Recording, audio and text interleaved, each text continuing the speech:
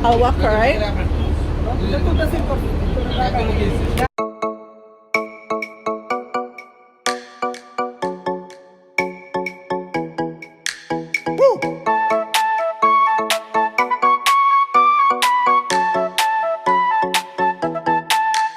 Hey guys, welcome back to my channel. Thank you so much for clicking. If you haven't subscribed as yet, please hit the subscribe button down below and the notification bell as well, so whenever I put a new video up, you can be notified and watch it immediately. So today I'm going to be talking about transportation options in Qatar. Some people have messaged me asking about cost of living. I've already done a supermarket cost of supermarket items. I'll put a link to that video in this in the description box or in this video as well. So today I'm going to be talking about transportation options. So there are four major options that you can look at. You can use the bus, you can use Uber, you can use the metro, or you can choose to rent a vehicle or get a driver. So I'll tell you the pros and cons of those four options, and then you can decide which would be a better option for you and your family.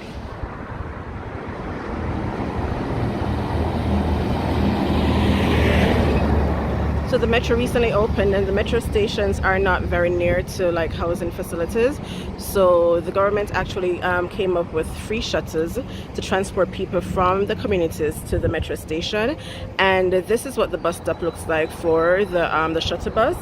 So they stop at all the bus stops, and on the bus stop they have the number of the bus that stops here.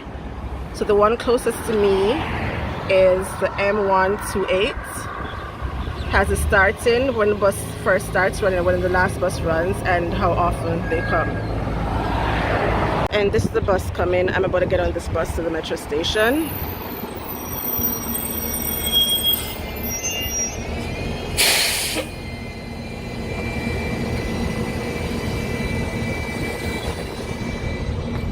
Hello.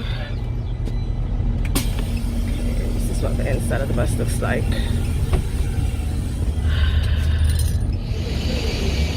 Okay, the bus takes you directly to the metro station.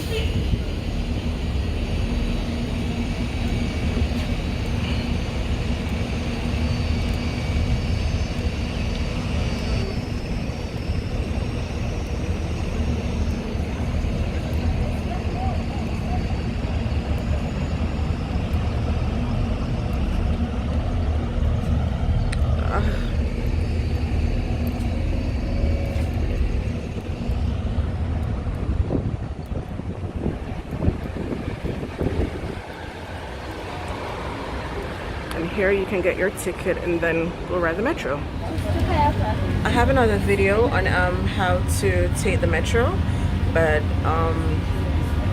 yeah, this is it. So you basically take the free shuttle. It takes you straight to the station. You get on the metro and then you're on your way. And this only costs, for a standard ticket, 2 Qatar riyals one way. And if you take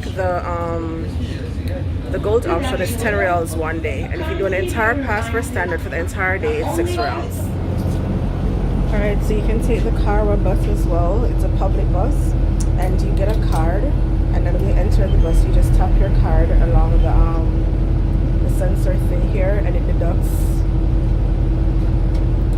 the cost for the ride. And this is what the bus looks like.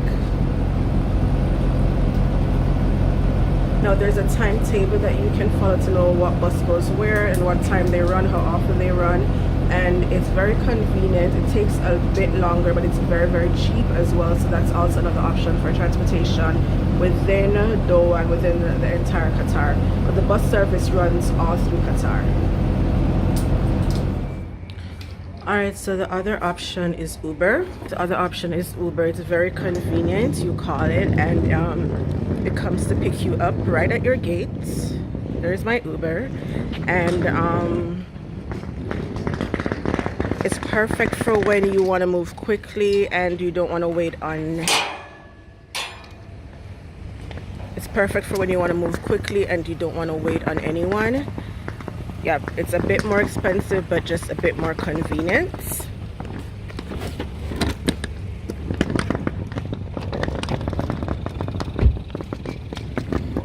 Good morning. Thank you.